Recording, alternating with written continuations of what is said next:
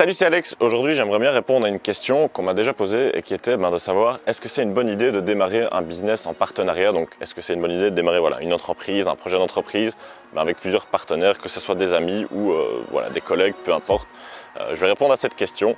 Donc, pour moi, à la base, c'est pas spécialement une. Enfin, en fait, ça va dépendre du partenariat que tu vas faire. Il y a beaucoup de personnes qui se disent voilà, je vais démarrer un business, moi j'ai telle compétence, par exemple, imagine, voilà, moi je suis bon en cuisine, mais j'ai besoin d'un commercial pour faire des ventes et pour trouver des clients. Donc à prime abord, ça peut être une bonne idée, tu te dis voilà, on va être complémentaires, on va vraiment être bien et tout ça, on va pouvoir jouer ensemble, avoir un effet de concert ensemble, je veux dire, et être vraiment complémentaires. Le problème principal, c'est que faire une entreprise ensemble, c'est un petit peu, je veux dire, comme si tu faisais un enfant avec une personne.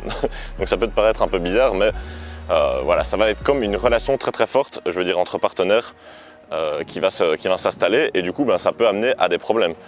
Parce que si par exemple aujourd'hui tu veux créer un business avec quelqu'un de ta famille ou un ami assez proche, c'est comme si en fait tu allais te marier avec cette personne.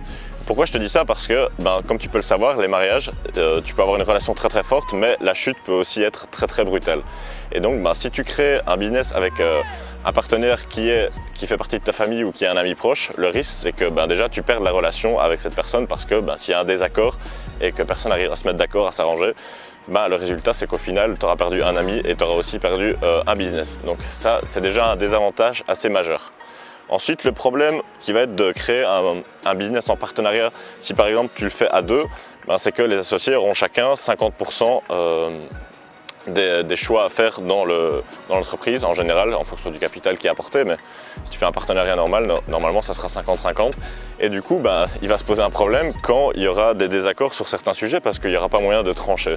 Si tout le monde a 50%, c'est déjà arrivé qu'il y ait des partenaires qui font un business ensemble et ensuite ils ne savent pas se mettre d'accord sur un point et du coup ils sont obligés de dissoudre l'entreprise et c'est comme ça qu'on ferme le business. Donc c'est un petit peu embêtant, même si à la base tu pouvais te dire waouh, on est vraiment complémentaires, on avance beaucoup plus vite à deux, tu peux aussi fermer ton business 2 fois plus vite avec des petits soucis, que ce soit des soucis au niveau des choix à faire dans l'entreprise ou aussi tout simplement des soucis personnels de relation avec la personne avec qui tu as fait le partenariat.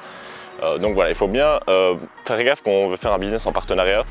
Moi, je déconseillerais, je pense, de faire un partenariat simplement à 2 personnes parce que voilà, il y a déjà ce problème du choix, du choix qui est, si tu ne sais pas départager le choix, tu es un petit peu embêté parce que voilà, tu peux vraiment fermer ton business à cause de ça parce que c'est très très chaud en fait.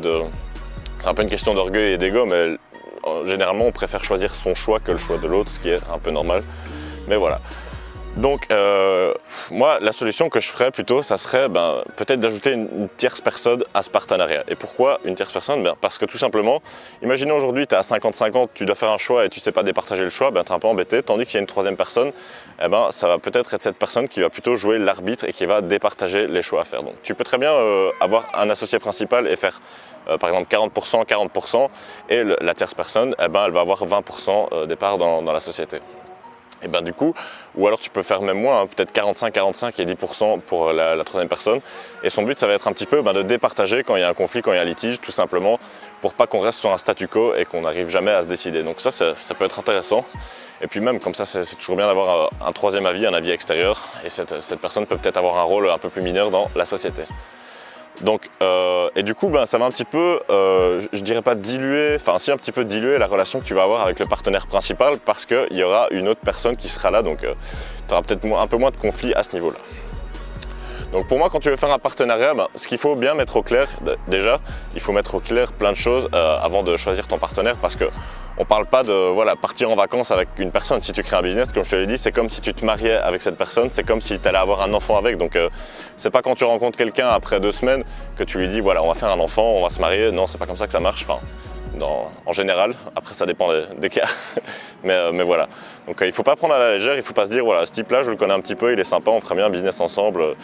Et on parle vraiment de créer un enfant, on parle pas de partir en vacances ensemble. Donc une fois que tu as peut-être des idées de personnes qui pourraient être intéressantes pour faire un partenariat avec ces personnes, il va falloir que tu prennes en compte plusieurs facteurs. Donc l'éthique de travail notamment, ça va être la manière dont la personne travaille, la manière dont elle envisage les choses. Parce que si toi aujourd'hui tu as une philosophie qui ne colle pas spécialement avec la personne, ça va être un petit peu compliqué, vous n'allez pas spécialement vous entendre pour trouver voilà, des terrains d'entente pour travailler, la manière de faire les choses, la manière d'envisager les choses, la manière de procéder.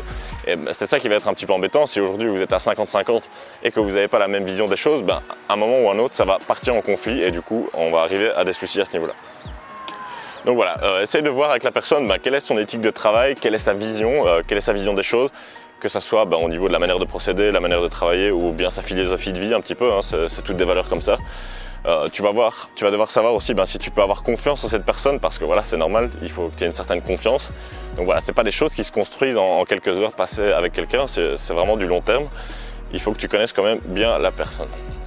Ensuite, après, passer tout ça, il va falloir que tu prennes en compte la personnalité de la personne avec qui tu veux collaborer parce qu'elle a beau avoir une bonne vision des choses, mais si elle est un petit peu lunatique ou si la personne, elle a tendance à faire des crises de colère, des crises d'angoisse ou peu importe le type de personnalité ou être, je sais pas, espiègle, manipulateur ou ce genre de choses, ça va peut-être pas coller avec ton business, avec le projet que tu as.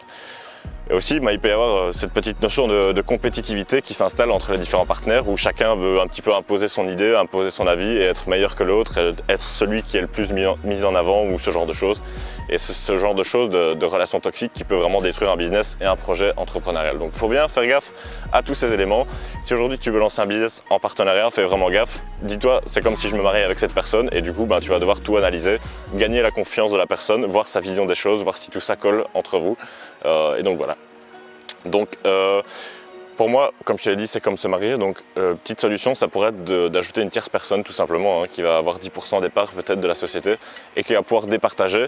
Mais bon, après ça c'est que pour départager. Si à la base ton partenaire principal il colle pas avec toi, avec ton idée, avec ton projet, ça va pas bien se passer de base. Donc pense à analyser, je sais pas, l'éthique de travail de la personne avec qui tu veux travailler, sa vision des choses, sa philosophie. Est-ce que tu peux avoir confiance avec cette personne? Est-ce qu'elle a une personnalité qui colle bien avec le type de projet que tu veux mener? Et en fonction de ça, tu sauras les choix que tu auras à faire. Donc voilà, si aujourd'hui tu veux créer un business, que ce soit sur Internet ou aussi dans la vraie vie, enfin Internet c'est la vraie vie, mais je veux dire en physique, je t'ai préparé une formation offerte où je vais t'expliquer voilà, comment je suis passé d'étudiant en droit, j'ai arrêté mes études, aujourd'hui je vis de mes business sur Internet, grâce notamment aux réseaux sociaux.